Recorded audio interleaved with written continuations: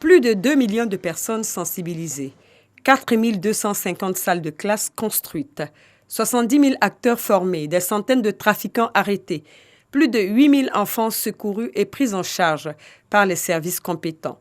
Les résultats du plan d'action national 2015-2017 de lutte contre la traite, l'exploitation et le travail des enfants sont probants. Mais le combat pour l'éradication du fléau est loin d'être gagné. Le Comité national de surveillance, présidé par la première dame de Côte d'Ivoire, Dominique Ouattara, vient ainsi de mettre au point un 3e plan national d'action. Présenté ce mardi à l'ensemble des acteurs impliqués dans la lutte, ce plan vise à réduire de manière significative le travail des enfants en Côte d'Ivoire sur la période 2019-2021. Nous notons avec satisfaction que le plan d'action s'attaque aux causes profondes et diverses du travail des enfants, quel que soit le secteur concerné. Il vise à apporter une réponse à ces causes profondes en termes de politique et de programmes nationaux, permettant ainsi de porter à l'échelle les efforts de lutte contre le travail des enfants.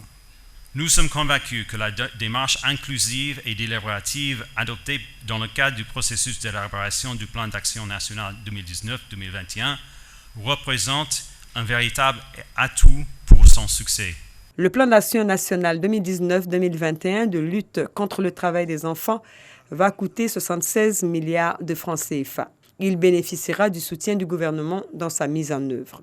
Tout ceci traduit clairement que nous devons intensifier nos actions en matière de lutte contre le travail des enfants afin de bâtir à terme une Côte d'Ivoire débarrassée du travail des enfants, une Côte d'Ivoire où tous les enfants, sans discrimination, sont épanouis et vivent dans un environnement protecteur contre toutes les formes d'abus et d'exploitation. Saluant les résultats des 2 précédents plans de lutte, la présidente du Comité national de surveillance espère qu'avec ce nouveau plan, la Côte d'Ivoire arrivera à éradiquer les pires formes de travail d'ici à 2025, conformément à la cible 8.7 des objectifs de développement durable des Nations unies. Ce nouveau plan d'action devra nous permettre de renforcer nos acquis et intensifier nos actions.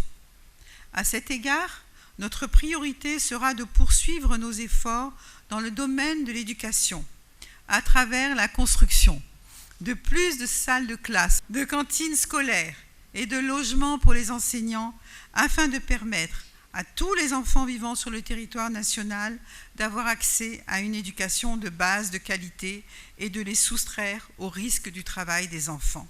Par ailleurs, il nous faut poursuivre et accentuer nos actions en faveur de l'autonomisation des femmes pour leur permettre de prendre une part active dans le bien-être de leur famille.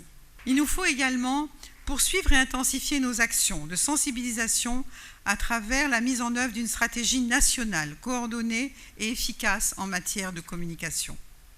Il nous faut enfin intensifier les opérations de police grâce au renforcement des capacités opérationnelles des forces de l'ordre, notamment la police chargée de la lutte contre la traite des enfants et la délinquance juvénile pour réprimer tous les trafiquants.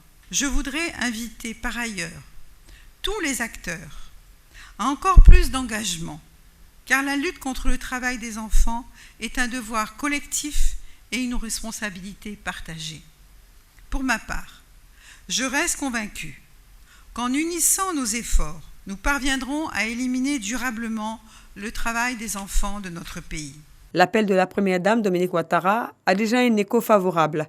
Le Bureau international du travail et l'UNICEF ont fait part de leur intention de financer le plan 2019-2021.